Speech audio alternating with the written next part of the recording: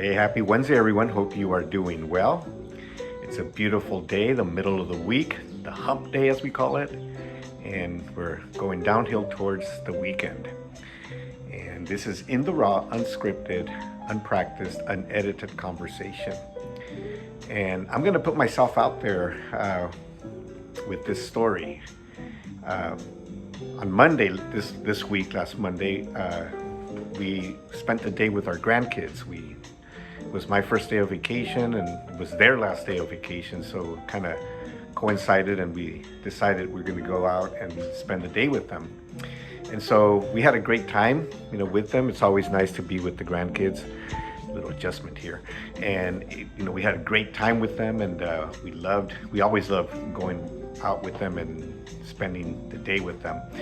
And towards the end of the day, we needed to stop by the grocery store. So we did. We went and got our stuff, got back into the car. And as I was backing out in the parking lot of the grocery store, I'm always very careful backing out.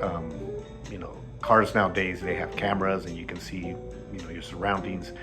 And I'm always very careful backing out slowly. And all of a sudden, we hear this big thump on my car. And, like twice, like two thumps, and startled me, and I hit the brakes, right away, and we got scared and what's going on. And then this guy just passes, he was walking, he passes up and he gets to the front of the car and he starts yelling at me, saying obscenities and saying that I need to watch where I'm going, that I almost hit him, and I could have sworn I didn't see anybody as I was backing up. I was looking through my side rear mirrors. I'm from old school before backup cameras existed, so I'm always used to looking at my side rear view mirrors, my inside rear view mirror, and sometimes I even look back. I turn my head and look back, and this time I didn't, but I was almost sure I didn't see anybody. But he was just visibly upset and just saying stuff to me, and of course, as a human, you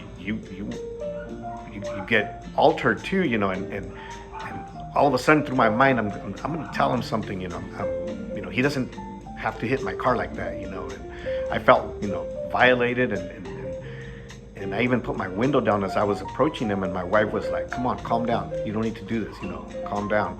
Thank God for my wife, right? And she kind of put, diffused me, or because in my brain I was ready to say something to him. I wasn't gonna, of course, fight with him or anything, but I was just gonna say I'm sorry, because I did say through the windshield I was like, I'm sorry, I didn't see you, but I was just gonna say I'm sorry, you don't need to hit my car like this, you didn't need to pound on my car, but I didn't, I listened to my wife and I just drove by, I drove by, I didn't say anything to him, he didn't say anything back after that, and then I thought, although my mind, I wanted to say something.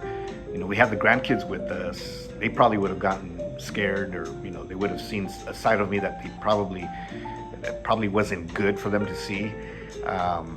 And so, for many reasons, it was wise not to say anything. And again, I think my wife for just kind of snapping me out of it. And this reminds me what the Bible says about this.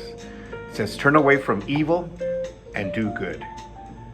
Search for peace and work to maintain it." And that is exactly what I did, without trying, I guess, because one, my wife was there and she snapped me out of it. But we always have to remember things like this, turn away from evil and do good. Search for peace and work to maintain it, and we got to be peaceful. We can't, we can't get on at the level of somebody else when they're upset, when they're unreasonable. I think this young man was being unreasonable. Maybe I almost did hit him. Maybe I was violating his space, to hit my car like the way he did, and to start saying all those things, yelling at me, I think that was a little bit over. But we're called to be peaceful. We're called to always be peacemakers, right? And Jesus obviously taught that as well. And so I'm happy that my wife was there. I'm happy that my grandkids were there, because that helped diffuse me, and not doing something foolish that you guys know how this is. It can escalate to something that later becomes regrettable, right? And so I was glad that they were there, and God put them there at that moment so that I would just walk away from it. And we need to walk away from things like that. So the whole lesson that I was reminded of was be a peacemaker. Be a peacemaker. Turn away from evil and do good. Jesus also taught, bless those that curse you. And so, after the whole thing just finished and the whole thing was behind, I kind of reflected and I said, God, bless that person. I don't know who he is. I don't know what's going through his mind, what's going on in his life, but God, just bless him, help him, understand that you are there. And I said a little prayer for him. So, sometimes, evil gets the best of us, right? And we have to remember that, it's not about us. It's not about our emotions. It's about letting the Spirit guide you. And in this case, the Spirit used my wife, and in a sense, my grandkids, because I immediately thought, my grandkids are here. I'm not going to do something that will trigger, a bad experience for them.